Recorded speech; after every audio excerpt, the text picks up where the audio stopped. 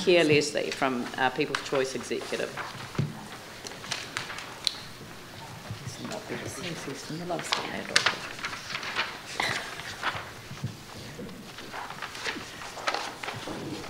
Welcome, Keir. Thank you. So, to start with, we would like to congratulate the Council and Mayor on what has been a well-run, robust and transparent process. We think it's been an exemplar of how this sort of work should be done, and we would also like to congratulate the Council staff, who have done a really amazing job at making sure that the information is out there, that the process is carried out well, and we just think it's been a really strong process. Overall, we endorse the outline of the initial proposal as a response to the Council's regulatory requirement to provide fair and effective representation of communities of interest. However, we do feel that some changes would improve the proposal and would address many of the concerns that have come up. So, at the heart of the process is providing fair and effective representation for communities of interest. And the Local Government Commission's guidelines for local authorities undertaking representation reviews gives a set of criteria in terms of achieving that, which include, and I think these are particularly useful for when thinking through this, not splitting recognised communities of interest between two electoral subdivisions, and not grouping together two or more communities of interest that have few common interests. So the Council is not just required to avoid splitting communities, but it's also required to avoid inappropriately grouping communities. And we see the finding a path which balances and satisfies both these conditions as a core problem for the Council in drawing up a proposal. Currently, it is our view that the current large dual member wards do inappropriately group communities of interest. As the Mayor has observed, the Local Government Commission's 2004 determination formed wards by, quote, banging two wards together in a way that ignored where their centres were, which I think was well put. The legislatory framework has moved on since that determination, and the Council and the Local Government Commission will have different legislative tests when they're putting together a proposal. And so, for instance, it's hard to see what the residents of Cashmere, as a wealthy dormitory suburb on the hills, have in common with a dense inner urban suburb like Addington, but both are clumped together into Sprigton and Heathcote. So we support that the move to single-member wards is a way to remedy that problem in part. We also think that the moderate increase in councillor numbers helps resolve that problem.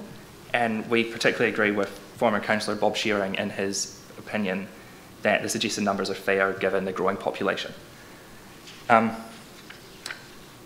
not going to talk about specific boundaries issues because I think that there will be other people who are better placed to talk about them. We strongly support the Council working with residents who've brought issues to the table to resolve that, and we have a great deal of confidence in the Council to do that. I will talk briefly about the community board issues because that is a major change. And to a large extent, this is an inevitable consequence of the post-quake population shifts. It would be very hard to maintain the current community board arrangements and fair and effective representation across the city without creating artificially complex structures. So there is inevitably going to be an element of change given that there's been a population shift. In terms of the number of members, there isn't actually a loss of community board members within metropolitan Christchurch. The loss of community board members occurs in part in the Peninsula Sumner area. So within the metropolitan area, there's a shift from 6 boards of 5 to 5 boards of 6. Both result in 30 metropolitan community council members. And given councillors serve on boards, there'll be more people serving on boards than before. There is a shift in how those members are arranged, and there can be discussion about the best way to do that. It is our view that a system of 5 boards of 6 members would be acceptable. There may be other solutions with 6 boards of however many which resolve issues raised by the community, and we think that's an area the Council could explore. In terms of the groupings of wards to form community board areas, it is important to remember that the names of the wards are somewhat arbitrary. The Marshlands ward, for instance, could equally well be named Redwood, the Woolston ward Sydenham, and so while it may seem strange to group Marshlands, Papanui and Central, you could imagine a Redwood, Papanui, Edgware grouping which seemed logical. So we would urge that when the Council does consider community board groupings, attention is paid to not just the name of the ward, but the centre of gravity of the population. because in some cases that may influence how you view things. We would like to tautoko the Green Party presentation in terms of using te reo Māori in the names of the wards. We think that would be a respectful gesture if we were able to bring in some te reo into our political life in that manner, and I think that would be a really good gesture. I also think that, particularly for the community board areas, naming them by grouping together 3 wards results in slightly absurd names like Marshlands Papanui Central. That would be a particular area where that would be quite a useful tool.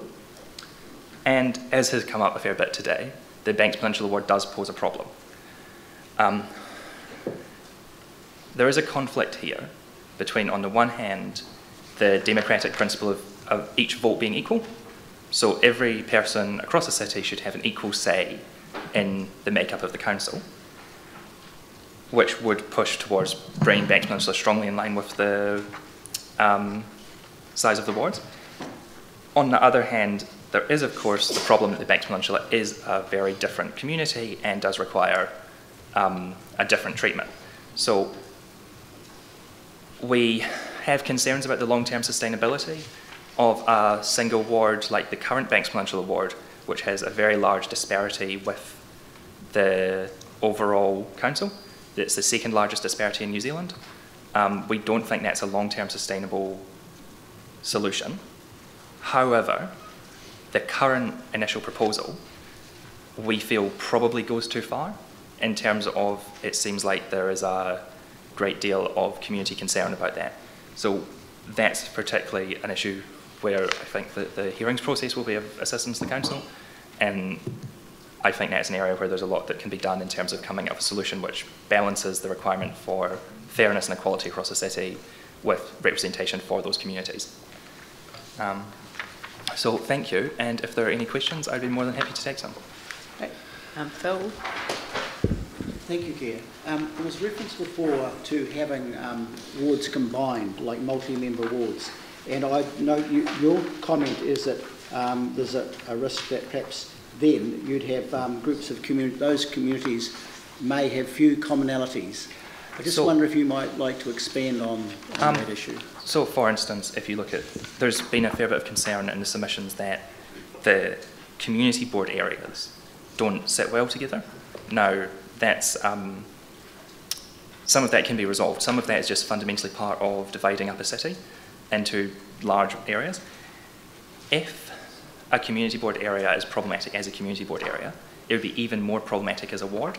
So I think that's something to bear in mind, that if you have a community board area, say Riccarton, Holswell, Hornby, there are people who would feel that that is maybe inappropriate clumping, or say Linwood, Woolston, Cashmere, or Linwood's Cashmere, Spraydon, which are some of the examples. Those involve quite significant clumpings of communities which are quite different, and I think that would be contrary to the statutory requirement not to group communities which are which don't share significant commonalities. Thank you, Keir. Yep. Any other questions? No? Okay, good. Thank you very much for your submission and for putting the effort in. We do appreciate the fact that people have gone to a lot of trouble. So thank you very much. Thank you.